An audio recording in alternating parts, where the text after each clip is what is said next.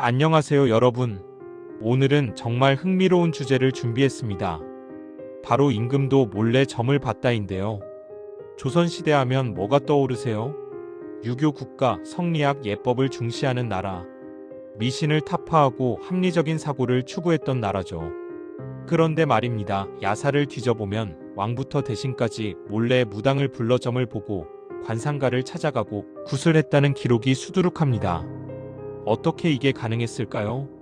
낮에는 미신을 타파하라 고 외치다가 밤에는 무당을 불렀다는 건데요.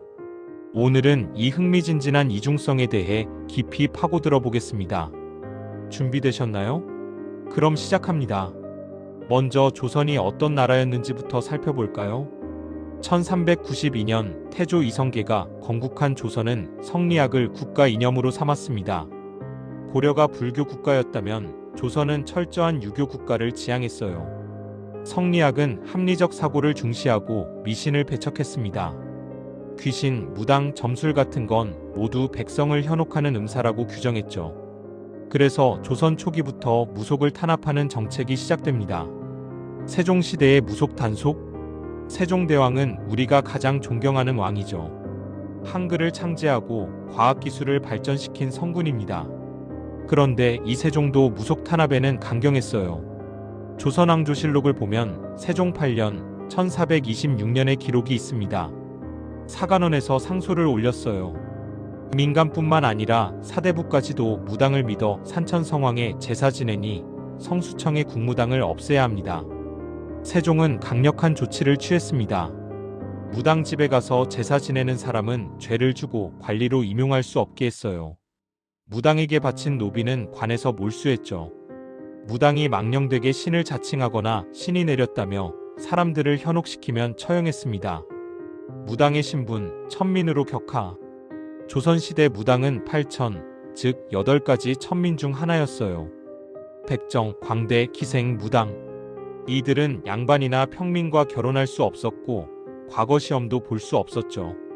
재미있는 건 고려시대까지만 해도 무당의 지위가 상당히 높았다는 겁니다.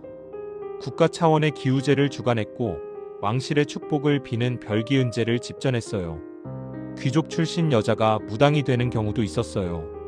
고려사 기록을 보면 좌정승 강융의 누이가 무당이 되었다는 내용이 나옵니다. 이들은 성관이라 불렸고 민족 대제전인 팔관회를 주관할 정도였어요. 그런데 조선에 와서는 완전히 뒤집어졌죠. 무당은 천민이 되었고 세금까지 걷었어요. 패관잡기라는 책을 보면 이런 기록이 있습니다. 관청에서 무당에게 세포를 너무 많이 거두어 들였으므로 관원이 문에 이르러 외치면서 들이닥치면 온 집안이 쩔쩔매고 술과 음식을 갖추어 대접하면서 기한을 늦추어 달라고 애걸했다. 무당들의 괴로움은 이만저만이 아니었던 거죠. 여기까지 들으면 그래, 조선은 철저하게 무속을 탄압했구나 라고 생각할 수 있어요. 그런데 진짜 이야기는 지금부터입니다. 궁중에는 국무당이 있었다. 조선시대에는 국무당이라는 제도가 있었어요. 국가에서 공식적으로 임명한 무당입니다. 민간에서는 나라무당 또는 나라만신이라고 불렀고 그 굿을 나라굿이라고 해서 존숭했죠. 국무당은 성수청, 활인서 같은 국가기관에 소속되어 있었어요. 왕실의 축복을 기원하는 별기은제와 기우제를 집전했고 왕비나 태우들의 무제를 담당했습니다. 궁중의 병굿도 맡았죠. 국무에는 도무와 종무가 있었는데 도무는 우두머리경 무당이고 종무는 도무를 돕는 무당이었어요. 이들에게는 자벽을 면제해주는 등의 특혜가 있었습니다. 왕이 병들면 무당을 불렀다. 조선왕조실록과 승정원일기를 보면 왕이 병들 때마다 무당을 부른 기록이 나옵니다. 고구려 유리명왕 때 기원전 1년 9월 왕이 병에 걸렸을 때 무당의 말을 듣고 그대로 행하여 병이 나았다는 기록이 삼국사기에 전합니다. 세종 때 열병이 유행하자 세종은 무ገብ들을 동원시켜 병을 고치도록 했어요. 그리고 구병 활동에 힘쓰지 않는 무ገብ들을 크게 논제하는 한편 구병에 힘쓴 무격에게는 무세를 감해주고 부역을 면제해줬습니다. 아이러니하죠? 낮에는 무당은 백성을 현혹한다고 하면서 왕이 아프면 무당을 불렀던 겁니다. 신음이 쓴 상촌잡록에는 이런 기록이 있어요. 우리 조선에 이르러 여러 가지 모든 문물을 한결같이 중국 제도를 모방하여 고루 갖추어 볼만했다. 그러나 무당과 부처에게 비는 것은 아직도 오랑캐 풍속으로 남아있다. 그래서 조종조에서도 임금이 병이 나면 중이나 무당이 경을 외우고 인정전 위에서 빌며 송악신사를 더욱 숭상하여 신사에서 예를 행한 뒤에는 무당이 자리를 만들어 놓으면 개성유수가 들어가 참여하였다. 심지어 무당과 함께 노래하고 춤추는 것까지도 전혀 괴상하게 여기지 않았다. 왕실에서도 이러했으니 민간은 말할 나위가 없었죠. 왕만 그랬을까요? 아닙니다. 대신들도 마찬가지였어요. 세종시대 집현전 제약의 어머니가 무당. 세종 때의 기록을 보면 집현전 제약의 어머니가 무당이 되었다는 내용이 나옵니다. 집현전 제약이면 조선 최고의 학자들이 모인 집현전의 높은 관직이에요. 그런 사람의 어머니가 무당이었다는 거죠. 당시 사회 분위기를 보면 상류층에서도 무당을 찾는 일이 흔했다는 걸 알 수 있어요. 정조시대 능참봉이 점을 보고 목숨을 구하다. 정조시대의 야사 중 하나를 소개할게요. 능참봉 왕성이라는 사람이 있었어요. 그는 며칠 전 점을 봤는데 점쟁이가 며칠 후 목이 달아날 것이다 라고 했습니다. 왕성은 깜짝 놀라서 살방도를 물었죠. 점쟁이는 이렇게 말했어요. 초닷새 날 저녁에 비가 오거든 관복을 갖춰 입고 사도세자의 묘 앞에 축시까지 엎드려 있으라. 정말 초닷새 날 저녁에 비가 왔어요. 왕성은 점쟁이 말대로 했습니다. 관복을 입고 사도세자의 묘 앞에 엎드려 있었죠. 그때 선정관이 말을 타고 와서 왕성의 위치를 물었어요. 저녁에 능에 올랐다는 말을 듣고 올라가 보니 왕성이 비를 철철 맞으며 사도세자의 묘 앞에 엎드려 있었습니다. 선정관은 왕성의 젖은 관복을 가져가서 정조에게 보고했어요. 정조는 기특하게 여겨 새 의복과 상금을 주고 벼슬도 올려서 왕성은 지방 수령관이 되었습니다. 이 이야기가 정사인지 야사인지는 알 수 없지만 당시 관리들이 점을 보는 일이 흔했다는 걸 보여주는 사례죠. 한명회의 관상 예언. 2013년 개봉한 영화 관상을 기억하시나요? 배우 송강호가 관상가 김내경을 연기했고 이정재가 수양대군을 연기한 영화예요. 이 영화에서 가장 인상적인 장면 중 하나가 한명회에게 관상을 봐주는 장면입니다.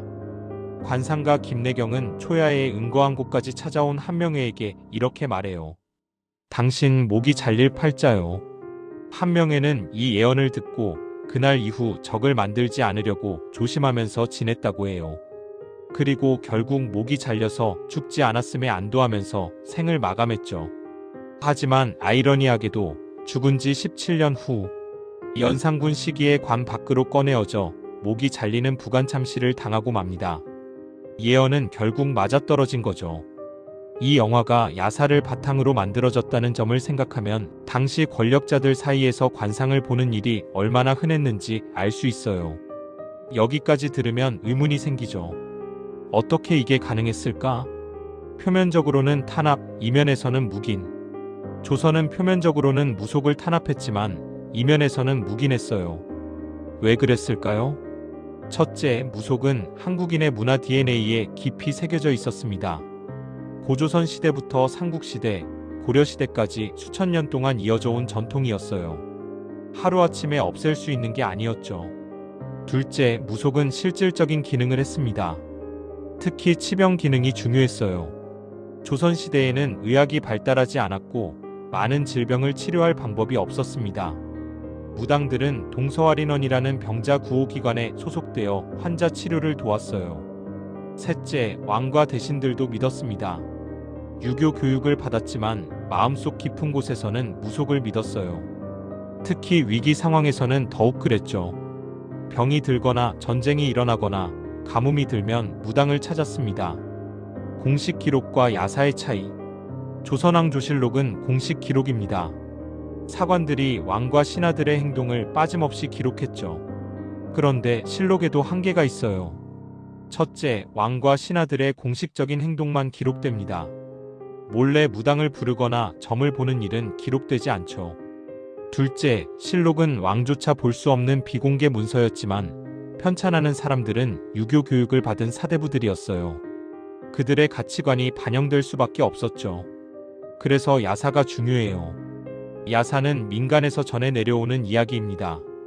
공식 기록에는 없지만 실제로 있었던 일들이 많이 담겨 있어요. 예를 들어 왕이 밤에 무당을 불러 구슬했다는 이야기, 대신이 몰래 점을 봤다는 이야기, 관상가가 권력자들 사이에서 큰 영향력을 발휘했다는 이야기들이요. 여기서 더 근본적인 질문을 해볼 수 있어요. 왜 그들은 몰래 점을 봤을까? 권력의 불안. 왕과 대신들은 권력의 정점에 있었지만 동시에 가장 불안한 사람들이었어요. 왕은 언제 쿠데타가 일어날지 몰랐죠. 신하들의 충성을 믿을 수 있을까? 아들이 나를 배신하지 않을까? 끊임없이 불안했어요. 대신들도 마찬가지였습니다. 언제 정적에게 공격당할지, 언제 왕의 미움을 살지 몰랐어요. 사소한 실수 하나로 목숨을 잃을 수 있었죠. 이런 불안 속에서 그들은 미래를 알고 싶어 했어요. 점을 보면 조금이라도 마음이 편해졌을까요? 아니면 더 불안해졌을까요? 건강에 대한 불안. 조선시대 왕들은 건강이 좋지 않은 경우가 많았어요. 책왕의 한의학을 보면 조선 임금 대부분이 종합병원처럼 각종 병을 달고 살았다고 합니다. 가장 많이 나타난 3대 질병은 화병, 종기, 그리고 소갈증 당뇨이었어요. 권력 투쟁으로 인한 스트레스, 과로, 불규칙한 생활이 원인이었죠. 당대 최고의 어이들이 진료를 해도 병이 낫지 않으면 어떻게 했을까요? 무당을 불렀습니다. 병의 원인을 귀신의 작용으로 받고 무당이 귀신을 쫓아내면 병이 나을 거라고 믿었어요. 미래에 대한 궁금증. 인간은 누구나 미래가 궁금합니다. 특히 중요한 결정을 앞두고 있을 때 더욱 그렇죠. 전쟁을 해야 할까 말아야 할까? 이 사람을 믿어도 될까? 내 자식이 왕이 될 수 있을까? 이런 질문들 앞에서 그들은 점을 봤어요. 고려시대 인종 24년 1146년의 기록을 보면 이런 내용이 나옵니다. 왕이 병이 들자 무당이 죽은 척준경의 원혼이 빌미가 되었다고 말했어요. 무당의 말에 따라 왕은 척준경을 문화시랑 평장사로 추복하고 그 자손을 불러 벼슬을 주었습니다. 왕도 무당의 말을 믿었던 거죠. 조선시대에는 어떤 점술들이 있었을까요? 관상. 관상은 얼굴을 보고 운명을 판단하는 방법이에요. 이마, 눈, 코, 입, 귀의 모양과 위치를 보고 그 사람의 성격과 미래를 예측했죠. 조선시대에는 관상감이라는 관청이 있었어요. 공식적으로는 천문을 관측하는 기관이었지만 전복을 담당하는 음양과도 있었습니다. 사주팔자. 사주팔자는 생년월일시를 바탕으로 운명을 보는 방법이에요. 중국에서 들어온 방법인데 조선시대에 크게 유행했죠. 양반들은 자식이 태어나면 사주를 뽑아서 미래를 점쳤어요. 혼인할 때도 사주를 맞춰봤죠. 꿈점. 꿈을 해석해서 미래를 점치는 방법도 있었어요. 특히 태몽이 중요했죠. 왕실에서는 태몽을 매우 중요하게 여겼어요. 어떤 꿈을 꿨는지에 따라 아이의 미래를 예측했습니다. 무당의 신점. 무당이 신이 내린 상태에서 미래를 예언하는 방법이에요. 구슬하다가 무당에게 신이 내리면 신의 말씀이라며 공수를 내렸죠. 이규보의 노무편에는 무당이 구슬하며 예언하는 모습이 생생하게 묘사되어 있어요. 대들보에 머리가 닿을 만큼 높이 뛰며 춤을 추고 스스로 제석신이라며 공수를 내렸다고 합니다. 정계. 주역의 괴를 뽑아서 미래를 점치는 방법도 있었어요. 동전을 던지거나 시초를 사용해서 괴를 뽑았죠. 고려시대에는 왕 자신이 직접 점을 치는 경우도 있었다고 해요. 유교 국가 조선에서 무속이 500년 동안 살아남은 이유는 뭘까요? 무속은 한국 문화의 뿌리예요. 고조선 시대부터 이어져 온 전통이죠. 단군 신화만 봐도 알 수 있어요. 환웅이 하늘에서 내려와 신단수 아래서 제사를 지냈죠. 이게 바로 무속의 시작이에요. 삼국시대에는 왕이 곧 무당이었어요. 신라의 차차홍은 무당을 뜻하는 말이라는 설도 있죠. 김유신 같은 화랑도 신성교의 수행자였고 산에 올라가 기도를 올렸어요. 이렇게 깊이 뿌리박은 전통을 하루아침에 없앨 수는 없었던 거죠. 무속은 여러 가지 실용적 기능을 했어요. 치병 기능병을 고치는 역할을 했죠. 조선시대에는 의학이 발달하지 않았고 무당이 의사 역할을 대신했어요. 예언 기능 미래를 점쳐주는 역할을 했습니다. 농사는 언제 지어야 할까? 이사는 언제 가야 할까? 혼인은 언제 하는 게 좋을까? 이런 질문에 답을 줬어요. 제사 기능 죽은 사람의 혼을 달래는 역할을 했죠. 특히 억울하게 죽은 사람의 원혼을 달래는 진호기국 같은 의식이 중요했어요. 무속은 사람들에게 심리적 위안을 줬어요. 힘든 일이 생겼을 때, 병이 들었을 때, 가족이 죽었을 때 사람들은 무당을 찾았어요. 구슬하고 나면 마음이 조금 편해졌죠. 왕과 대신들도 마찬가지였어요. 권력 투쟁으로 지칠 때, 밤에 잠이 안 올 때 무당을 불러 구슬했어요. 조선 정부가 무속을 탄압하자 무속은 민간 신앙으로 전환했어요. 궁중에서는 공식적으로 무속을 금지했지만 민간에서는 여전히 성행했죠. 특히 여성들 사이에서 무속이 인기가 많았어요. 양반 남성들은 표면적으로는 무속을 비판했지만 그들의 어머니와 아내는 몰래 무당을 불렀어요. 집안에 우환이 생기면 구슬했죠. 조선 후기로 갈수록 무속은 더욱 성행했어요. 특히 고종의 비인 명성황 후 민비 시대에 궁중 무속이 크게 성행했습니다. 민비는 정치적으로 어려운 상황에 놓여 있었어요. 흥선대원군과의 권력 투쟁, 일본의 위협, 청나라의 간섭, 불안한 상황 속에서 민비는 무당에 의지했죠. 궁중에 무당을 불러 굿을 자주 했다고 해요. 많은 비용을 들여 성대한 굿을 벌였죠. 신하들이 비판했지만 민비는 개의치 않았어요. 서민들 사이에서도 무속이 성행했어요. 이옥의 유아유수관소고에는 이런 기록이 있습니다.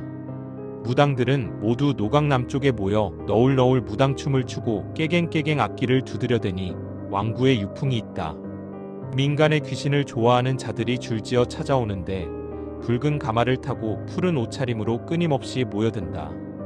무당이 모여 사는 마을이 따로 있었고 사람들이 줄지어 찾아왔다는 거죠.